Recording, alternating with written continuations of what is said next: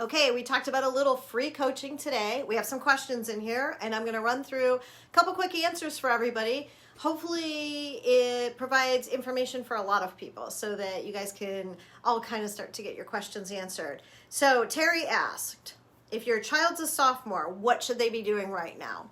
So if your child's a sophomore, you definitely want to take the ACT as soon as possible, or the SAT, depending on what your choice is. Let's talk about why.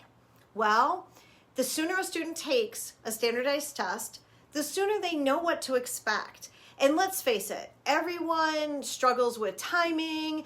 Most students are surprised with the content that a lot of times it doesn't look like what they've been learning in high school. So the sooner they take it and they can see all of this, the better they can prepare in the future.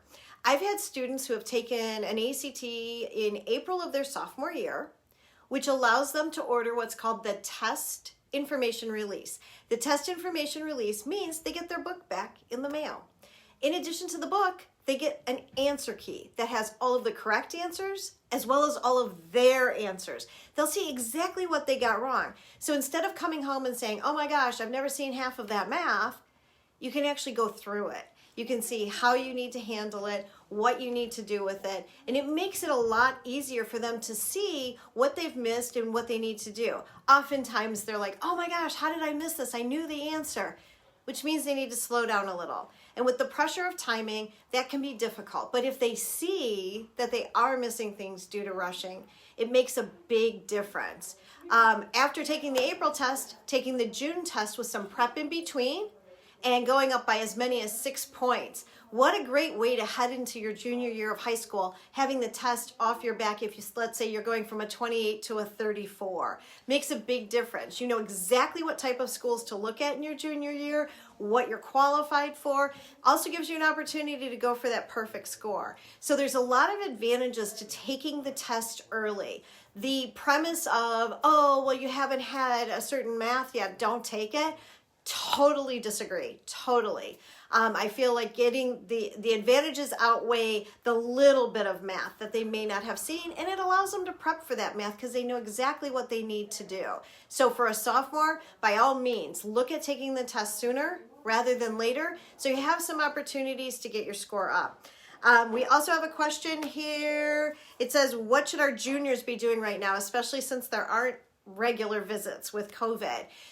A lot of the schools have gone above and beyond with creating virtual sessions, virtual admission sessions, not just the tour you click on and you see the video, but an actual session where you can speak with admission people from the school, get your questions answered, and learn more about the school through their presentation. So if you have a sophomore, start looking at taking that test as soon as possible. If you have a junior, hopefully you already have a test under your belt. If not, definitely register to take a test before the one that's offered for free at your high school. And also get online. Start looking at the schools that might be of interest to you and look at schools that are offering those virtual admission sessions or department sessions. It'll really give you a lot more insight into the school, especially do more than one so that you can really compare. It'll give you a great opportunity to start asking questions from one to the other. Oh, this school said this and this one didn't. So do they have that as well? Great opportunity. So those are two of the answers to your questions. Keep them coming and we'll talk again soon. Have a great day.